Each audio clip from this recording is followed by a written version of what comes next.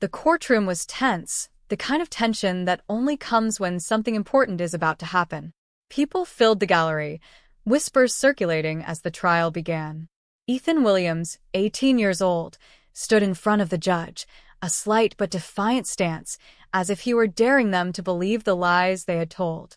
He was dressed in a cheap suit, the kind he could barely afford, but he wore it with a quiet pride. Ethan was accused of armed robbery, a crime he didn't commit. The charges were serious, but the thing that stung the most was the underlying assumption that because he was black, he had to be guilty. The prosecutor, Henry Wells, was an older man with graying hair, sharp features, and an air of superiority that only added to the tension in the room. "Your Honor," Wells said as he stood, his voice confident, "the state will prove beyond any doubt that the defendant, Ethan Williams, was caught in the act of robbing a store.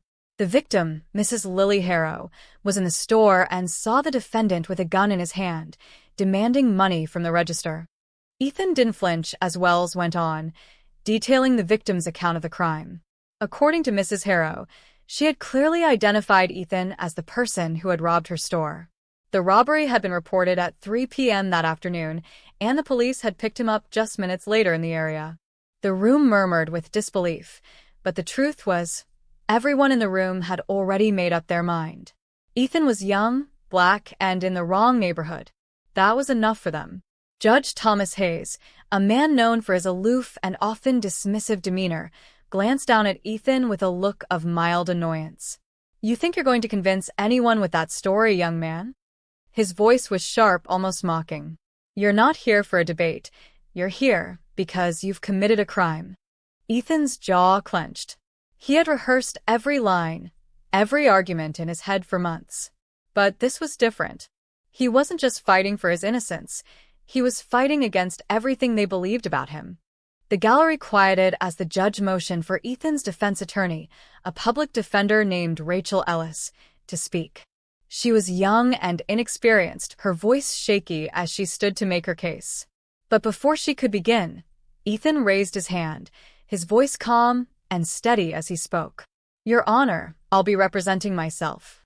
The room gasped. Even Judge Hayes blinked in surprise. "You what?"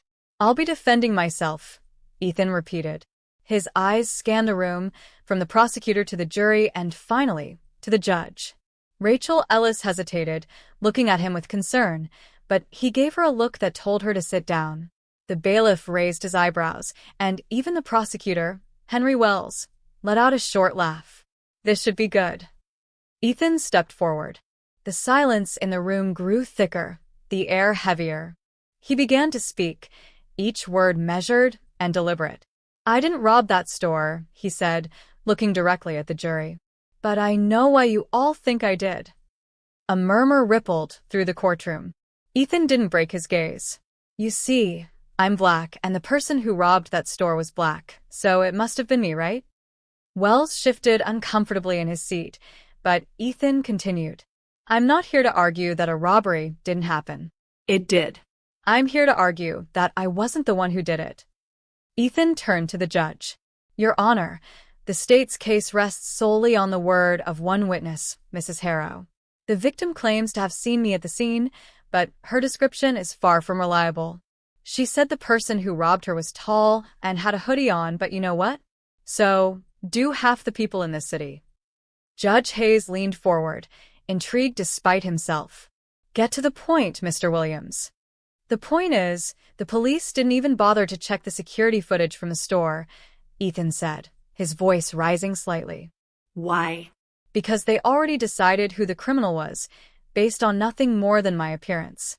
They saw a black man in the area, and they made the assumption." The room went quiet. For the first time, Ethan saw doubt flicker in the eyes of the jury. Ethan's words echoed in the courtroom as he stood, unwavering. "The truth is, I wasn't near the store when it happened.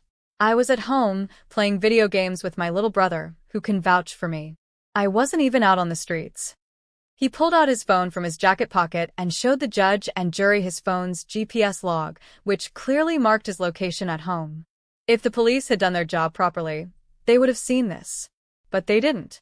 They decided that a black kid in a hoodie was the criminal before they even bothered to look at the facts.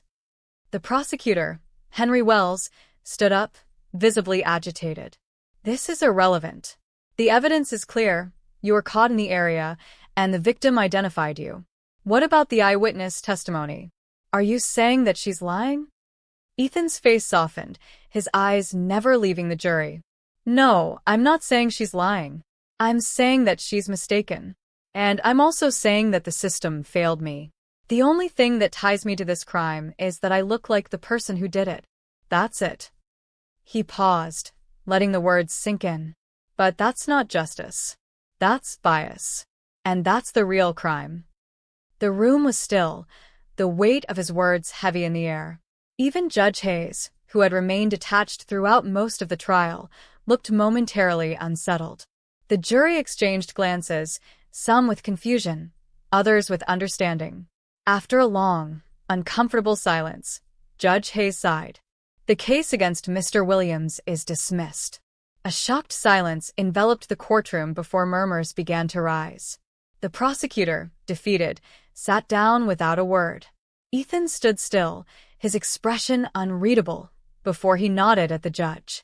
As he walked out of the courtroom, reporters rushed to surround him, bombarding him with questions. But Ethan wasn't interested in their questions. His mind was on something else, the bigger picture.